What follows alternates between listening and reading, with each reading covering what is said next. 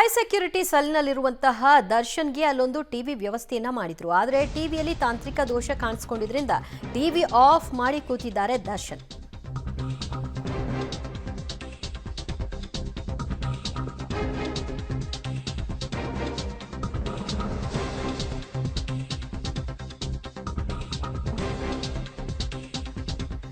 High security ಸೆಲ್ನಲ್ಲಿರುವಂತಹ ಟಿವಿಯಲ್ಲಿ ತಾಂತ್ರಿಕ ಸಮಸ್ಯೆ ಕಾಣಿಸಿಕೊಂಡಿದೆ. ಈ ಹಿನ್ನೆಲೆಯಲ್ಲಿ ದರ್ಶನ್ ಟಿವಿಯನ್ನು ಆಫ್ ಮಾಡಿ ಕುಳಿತಿದ್ದಾರೆ.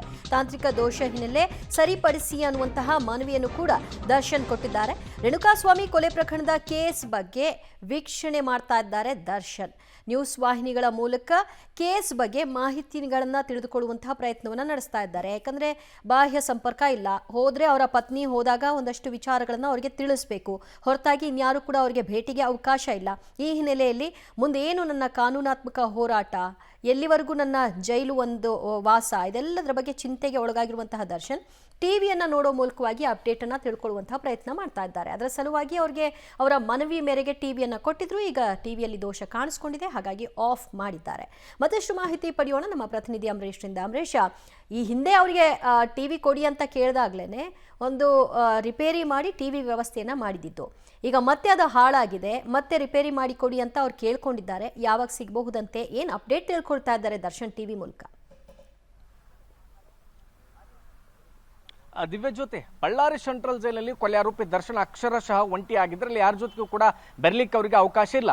ಇದೇ ಕಾರಣಕ್ಕೋಸ್ಕರ ದರ್ಶನ್ ಅವರು ಕೇಸ್ನ ಬಗ್ಗೆ ಒಂದಿಷ್ಟು ಮಾಹಿತಿಗಳನ್ನ ಕಲೆ ಹಾಕೋದಕ್ಕೋಸ್ಕರ ತಿಳ್ಕೊಳ್ಳೋದಕ್ಕೋಸ್ಕರ ಜೈಲಾಧಿಕಾರಿಗಳ ಬಳಿ ಟಿವಿ ಬೇಕು ಅನ್ನೋ ರೀತಿಯಲ್ಲಿ ಮನವಿಯನ್ನ ಮಾಡಿದ್ರು. ಅದಾದ್ಮೇಲೆ ಅವರು ಮನವಿ ಕೊಟ್ಟ 5 ದಿನಗಳ ಬಳಿಕ ದರ್ಶನ್ ಅವರು ಇರುವಂತಹ ಹೈ ಸೆಕ್ಯೂರಿಟಿ ಸೆಲ್ 15ನೇ ಕೋಣೆಗೆ ಟಿವಿಯನ್ನು ಕೂಡ ಒದಗಿಸಲಾಗಿತ್ತು. ಅಂದ್ರೆ ಮೊದಲ ಬಳ್ಳಾರಿ ಸೆಂಟ್ರಲ್ ಜೈಲಿನಲ್ಲಿ ಹೈಯರ್ ಕಂಪನಿಯ 32 ಇಂಚಿನ ಟಿವಿಗಳೇನಿದ್ದಾವೆ ಅದರಲ್ಲಿ ಒಂದು ರಿಪೇರಿ ಆಗಿತ್ತು. ಅದನ್ನೇ ತಿರ್ಗಾ ಮತ್ತೆ ಮಾಡಿಸಿ ಅದೇ ದರ್ಶನ್ ಅವರು ಇರುವಂತಹ 15ನೇ ಕೋಣೆಗೆ ಕಳಿಸಲಾಗಿತ್ತು, ಅಲ್ಲಿ ಕೂಡ ಸೆಟ್ ಮಾಡಲಾಗಿತ್ತು. ಆದ್ರೆ ಇದೀಗ ಸದ್ಯಕ್ಕಿರುವಂತಹ ಮಾಹಿತಿ ಪ್ರಕಾರ ದರ್ಶನ್ ಅವರು ಇರುವಂತಹ ಸೆಲ್ಲಲ್ಲಿ ಒಂದು ಟಿವಿ ಇದೆ, ಅದು ಸದ್ಯಕ್ಕೆ ಈಗ ತಾಂತ್ರಿಕ ದೋಷಗಳು ಕಾಣಿಸ್ಕೊಂಡಿದೆ. ಅಂದ್ರೆ ಪ್ರಮುಖವಾಗಿ ಸೌಂಡ್ ಸರಿಯಾಗಿ ಬರ್ತಲ್ಲ, ಮತ್ತೊಂದು ಕಡೆಗೆ ಡಿಸ್ಪ್ಲೇ ಸಮಸ್ಯೆ ಆಗ್ತದೆ. ಹೀಗಾಗಿ ಸದ್ಯಕ್ಕೆ ಅದನ್ನ ದರ್ಶನ್ ಅವರು ಆಫ್ ಮಾಡಿ ಕುಳಿತುಕೊಂಡಿದ್ದಾರೆ.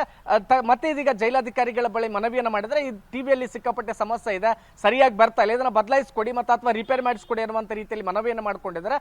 ಹೀಗಾಗಿ ಸದ್ಯಕ್ಕೆ ಜೈಲಾಧಿಕಾರಿಗಳು ಸಹಿತ ಆ ಒಂದು ಟಿವಿಯನ್ನು ರಿಪೇರಿ ಮಾಡಿಸ್ಲಿಕ್ಕೆ ಕಳಿಸ್ತೀವಿ ಅನ್ನುವಂತ ಮಾತನ್ನು ಹೇಳಿದ್ದಾರೆ. ಅಂದ್ರೆ ದರ್ಶನ್ ಅವರು ರೇಣುಕಾಸ್ವಾಮಿ ಕೊಲೆ ಪ್ರಕರಣಕ್ಕೆ ಸಂಬಂಧಪಟ್ಟಂತ ಒಂದಿಷ್ಟು ಮಾಹಿತಿಗಳನ್ನ ಪಡೆದುಕೊಳ್ಳಿಕ್ಕೆ ಹಂಬಲಿಸ್ತಿದ್ರೆ. ಯಾಕಂದ್ರೆ ಜೈಲಿನಲ್ಲಿ ಅವರಿಗೆ ಈ ರೀತಿಯ ಮಾಹಿತಿಗಳನ್ನು ಕೊಡ್ಲಿಕ್ಕೆ ಯಾರು ಸಹಿತ ಇಲ್ಲಿ ಅವರ ಬೆಂಬಲಿಗರು, ಆಪ್ತರು, ಸಹಚರು ಯಾರು ಸಹಿತ ಇಲ್ಲ. ಯಾಕಂದ್ರೆ ಪರಪ್ಪನ ಅಗ್ರಹಾರ ಜೈಲಿನಲ್ಲಾಗಿದ್ರೆ ಈ ರೀತಿಯ ಸಮಸ್ಯೆಗಳು ಬಹುಶಃ ದರ್ಶನ್ ಅವರಿಗೆ ಆಗ್ತಿರಲಿಲ್ಲ. ಆದ್ರೆ ಬಳ್ಳಾರಿ ಸೆಂಟ್ರಲ್ ಜೈಲಿನಲ್ಲಿ ಯಾವುದೇ ಮಾಹಿತಿಗಳು ಸಿಗದೇ ಇರೋ ಕಾರಣಕ್ಕೋಸ್ಕರ ಟಿವಿಗಳ ಸಹವಾಸವೇ ಬೇಡ ನನಗೆ ಅನ್ನುತ್ತಿದ್ದಂತ ದರ್ಶನ್ ಅವರು ಇದೀಗ ಟಿವಿ ಬೇಕು ಅಂತ ಕೇಳಿದ್ರು, ಟಿವಿ ಒದಗಿಸಿದ್ರು. ಅದಾದ್ಮೇಲೆ ಮತ್ತೆ ಈಗ ಅದು ಮತ್ತೆ ತಾಂತ್ರಿಕ ಸಮಸ್ಯೆ ಕಾಣಿಸ್ಕೊಂಡಿದೆ, ಮತ್ತೆ ಇವಾಗ ಅದನ್ನ ಮಾಡ್ಲಿಕ್ಕೆ ಕಳಿಸಿದ್ದಾರೆ. ಅಂದ್ರೆ ಸದ್ಯಕ್ಕೆ ಇವಾಗ ದರ್ಶನ್ ಅವರು ಇರ್ತಕ್ಕಂಥ ಕೋಣೆಯಲ್ಲಿ ಟಿವಿಲಿ ಅದನ್ನು ರಿಪೇರಿ ಕಳಿಸಿದ್ದಾರೆ. ಮತ್ತೆ ದರ್ಶನ್ ಅವರು ಯಥಾವತ್ತಾಗಿ ಏಕಾಂಗಿಯಾಗಿ ಇರ್ತಕ್ಕಂಥ ಸೆಲ್ ನಲ್ಲಿ ಕುಳಿತುಕೊಂಡಿದ್ದಾರೆ. ದಿವ್ಯಾ ಜ್ಯೋತಿ, ಥ್ಯಾಂಕ್ ಯು ಅಂಬರೀಶ್ ನಿಮ್ಮೆಲ್ಲ ಮಾಹಿತಿಗೆ.